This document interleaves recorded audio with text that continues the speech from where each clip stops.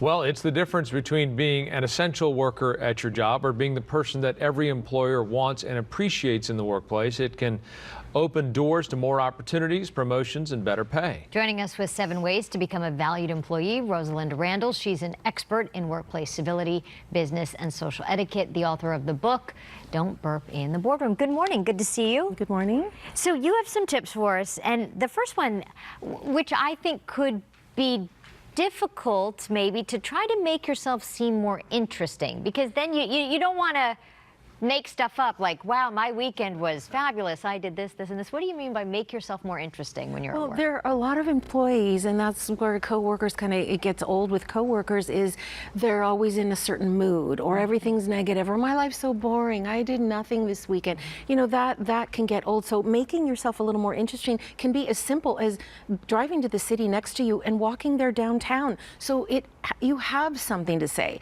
listening to podcasts, seeing what's trending on Twitter, watching your cooking show or your interview show, you know, just to have something to talk about. Because a lot of people aren't sure or believe that they're not interesting. That's interesting socially, but why does that matter in the workplace? Why do I need to be more interesting? Well, you don't need to be more interesting, but you can develop better relationships with your coworkers. And then management can see that you're capable of getting along and holding conversations with other people. That is a good positive trait, being able to communicate.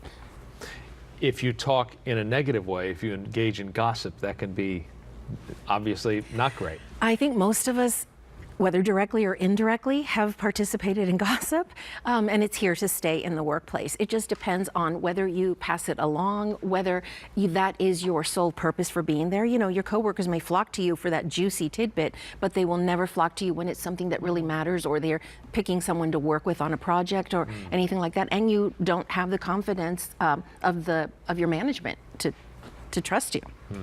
You also say that, you know, if you work with, let's say there's someone in the workplace and they're negative. It's hard to work with someone who's negative.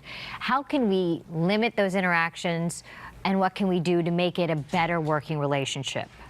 Sometimes if it is really negative, and depending on what it's about, if it's always bad-mouthing the company, bad-mouthing management, then you need to bring in your supervisor, tell them, and let them handle it. You know, there could be something deeper there. But if it's just oh gosh, this place sucks, it's Monday, that is who they are, you can always say, you know, I'm really sorry you had a bad weekend, but, you know, there's enough negativity out there. Let's change the subject, or just change the subject. It's just easier to do that, or limit, if you don't have to work side by side, limit it and keep it to work-related topics. You say creating opportunities to mingle with other workers or bosses raises our value on the job. How?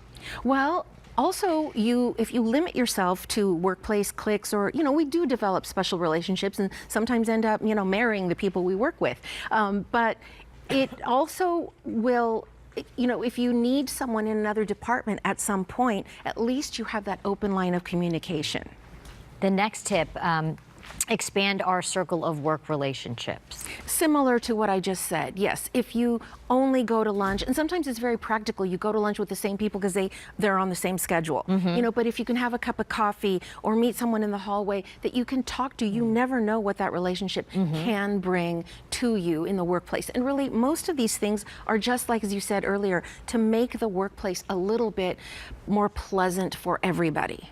You say be open to opinions and criticism. Especially criticism. Sometimes what I tell people is criticism could be a gift in disguise, because sometimes it's something that we needed to hear but we don't want to. I always say, before you react and respond, and usually that comes from our ego and in being embarrassed, sit with it for a day and then see what it is, and approach that person. How can we better do that? Or thank you for doing that. It will help you respond. Is it okay to be critical of a coworker, or to receive someone from an equal, a peer? It depends on how it's done, and tact is really the most important thing, not in a defensive way. And I usually say, don't do it when they do that thing you want to criticize right there and then, because we're both amped a little bit. So talk to them later and just say, you know, there's something that's been bothering me. I'd like to talk to you about it. This is what I see. This is what bothers me. And then let them. And again, that's communication, opening the lines of communication. Last but not least, you say develop a personal code of ethics on the job. Yes, I live by that. I have 6 that I live by, and I run them through my head anytime there's an awkward conversation or situation. Really, basically, it comes down to, is it courteous? Is it helpful? Is it necessary?